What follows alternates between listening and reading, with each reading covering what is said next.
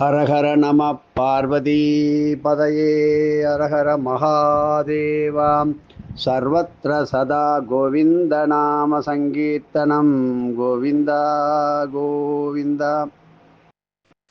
எல்லாம் வல்ல சர்க்குரு ஸ்ரீ வெங்கட்ராம சித்தர் எத்தனையோ இறை ரகசியங்கள், எத்தனையோ சித்தர்களை பற்றி, எத்தனையோ இந்த பூமியிலும் மற்றும் மண்ட சராசரங்களிலும் உள்ள சகல கோடி கோள்களும், சூரியன், சந்திரன், நட்சத்திரம் முதல் எண்ணற்ற தாவர ஜங்கமம் வரை, புழு பூச்சி அத்தனை எண்ணில் அடங்காத இந்த பல கோடி ஜீவராசிகளும் முக்தி பெறுவதற்கு உதவுவதே சிவமயம். எங்கும் சிவமயம். சிவனே அண்ட சராசரத்திலும் ஜீவனாக இருப்பதுதான் இந்த சிவம். உடலிலே இருக்கின்ற இந்த ஜீவன் பிரிந்து விட்டால் நாம் சவம் என்று சொல்லுகின்றோம். ஒரு எழுத்தினுடைய அந்த சாணாக்கு மேலே போட்டுக்கின்ற ஒரு காலை எடுத்து விட்டால் சிவம் போனால் சவம். ஆனால் ஒரு அற்புதமான ஒரு நல்ல செய்தியை பார்ப்போம். ஒரு சிவாலயத்தில், சிவன் கோவில் சிவாலயம் என்று சொல்லுகின்றோம், பூஜை செய்கின்றவருக்கு சிவாச்சாரியார். நம்மெல்லாம் நடைமுறையிலே குருக்கள் என்று சொல்வோம், பண்டிட் என்று சொல்வார்கள்.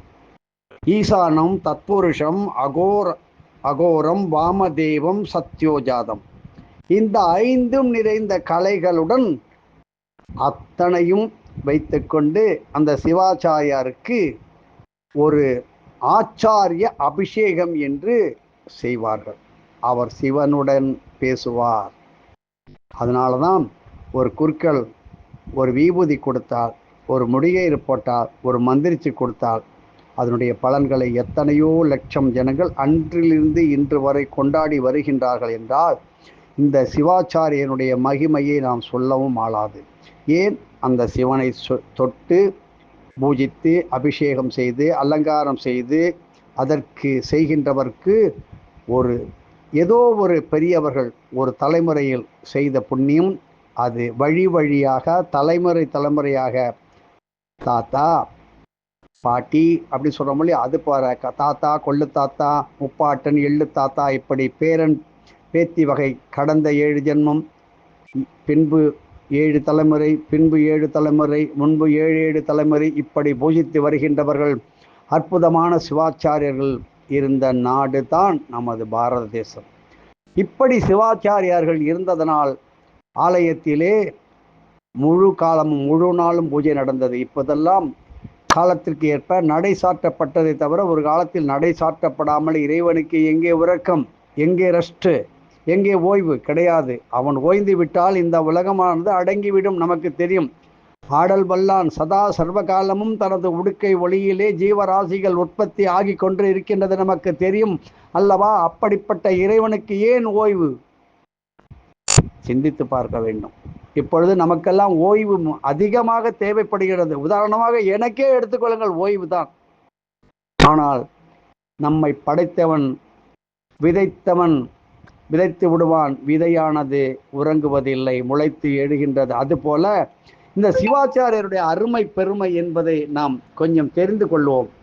நன்றாக சிவாச்சாரியார் ஒரு சிறு வயது முதல் சிவ ஆகமங்களை முறையாக படித்து அதை தயார் செய்து ஹோம யாக யஜ்ஞம் இப்படி பலவிதத்திலும் சாதுரியமாக பலவிதமான காரியங்களை எல்லாம் செய்து சிவபெருமானை அலங்கரித்து ஜோடனை செய்து ஊர்வலமாக வந்து பலவிதமான சிவ ஆகம முறைகளை ஓதி பூஜித்து அர்ச்சித்து வழிபடுகின்ற சிவாச்சாரியார் தனது தள்ளாத காலத்தில், உடல் முறியாத காலத்தில் அவருக்கு என்ன மரியாதை நடக்கும் என்று கேட்டால், அவரது அந்திம காலம், இறந்து விட்டார் என்று சொல்கின்றோம் இல்லையோ, அந்த இறந்து விட்டால் நமது சாதாரண மனித குலம் ஏதேதோ செய்து வழிபடுகின்றார்கள் அவரது ஊர் உலகம் குல வழக்க வீட்டு வழக்கப்படி. ஆனால் அப்படி கிடையாது ஐயா.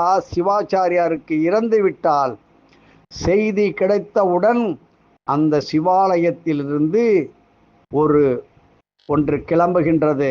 முதலிலே ஒரு தீவெட்டி, ஒரு பந்தம், ஒரு டோல், பச்சரிசி, நல்லெண்ணெய், அபிஷேக திரவிய பொடி, சீயக்காய் தூள், குடம், பூர்ண கும்பத்து குடம், அந்த தீர்த்தம், அந்த இறைவனுக்கு சாத்திய அந்த பூமாலை, இறைவனுக்கே சாத்திய இந்த வஸ்திரங்களை எல்லாம் எடுத்து சென்று சிவமரியாதையை செய்து அந்த சிவாச்சாரருடைய அந்த இறந்த இடத்திற்கு, அவரது இல்லத்திற்கு இன்றும் நடைபெறுகின்றது பல இடங்களிலே.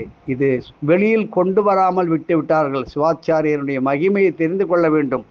அதற்காக வந்து இப்போ நம்ம சொல்கிறோமே, இந்த சிவாச்சாரியருக்கெல்லாம் ஒரு உயர்ந்த பதவி இருக்குது. திருமணமாகி ஒவ்வொருத்தரும் ஆச்சாரிய அபிஷேகம் என்று பெரியவர்கள் ஆகம விற்பன்னர்கள் அவருக்கு ஆச்சாரிய அபிஷேகம் செய்து கலை என்கின்ற அந்த எப்படி ஈசானம், தத்புருஷம், அகோரம், வாமதேவம், சத்யோஜாதம் என்று அதில் ஒன்றை இறைவனுடைய அருளாசிப்படி தேர்ந்தெடுப்பார்கள். அப்படி கலையை ஸ்தாபனம் நிர்ணயம் பண்ணிவிட்டால் அந்த இறந்த உடலை, அந்த ஆன்மா சென்று விட்டவுடன் அந்த இறந்த உடலை எடுக்கக்கூடாது.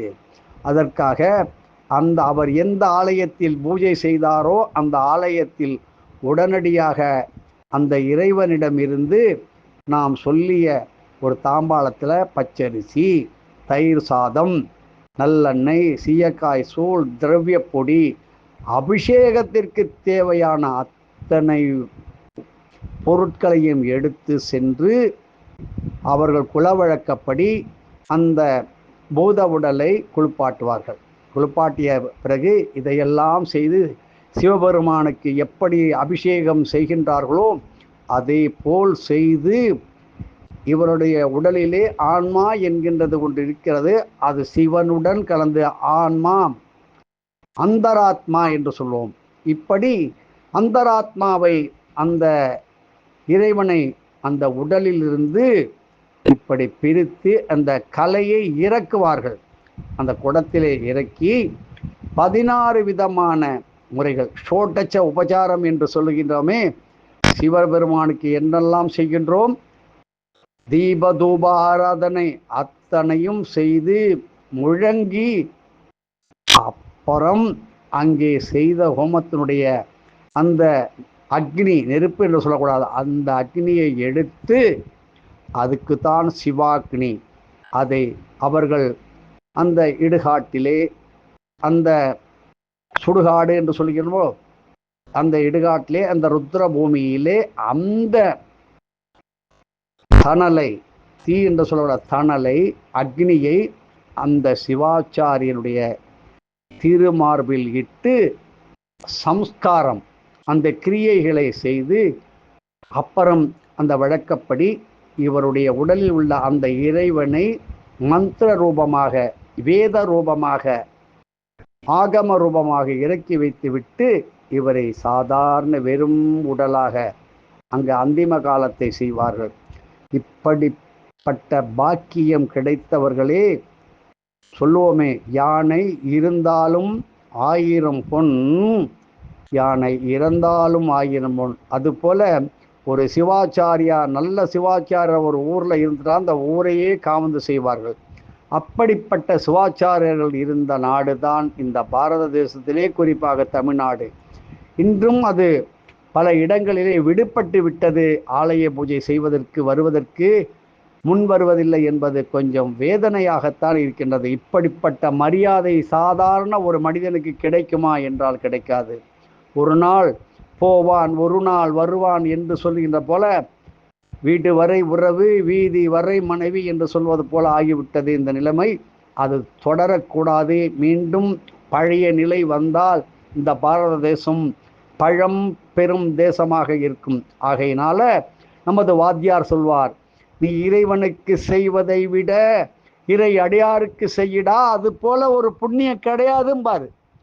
நீ இறைவனுக்கு செய்தேன், அந்த இறைவனை பூஜிக்கின்றவனுக்கு, இறை அடியாருக்கு, இறை சேவை செய்கின்ற அடியார்களுக்கு செய். இறைவனுக்கு செய்த பலனை போல அதிகமாக வந்து சேரும், வந்து உனக்கு சேரும். மங்காத செல்வமும் மங்காத புகழும் நீங்காத செல்வம் சங்கே முழங்கு என்று அப்படி கொண்டாடும் காலம் ஒரு நாள். இப்பொழுது விழவார திருப்பணிகள் செய்து வருகின்றார்களே, அவர்களுக்கெல்லாம் நீங்கள் அந்தந்த ஊரிலே அவர்களுக்கு தேவையான சாப்பிடுவதற்கு நல்ல உணவு, அருந்துவதற்கு நல்ல குளுமையான கூல்ட்ரிங்க்ஸு, குளிர்பானங்கள் மற்றும் ஏன் நல்ல நீரை கூட கொடுத்து உபச்சாரம் பண்ணலாம். அவருடைய பாதத்தையும் கழுவி பாத பூஜை செய்வதும், அந்த கோவிலை தினமும் பெருக்கி கூட்டி வருகின்ற ஒரு பெண், எத்தனையோ இடங்களிலே பெண்கள் இருக்கின்றார்கள்.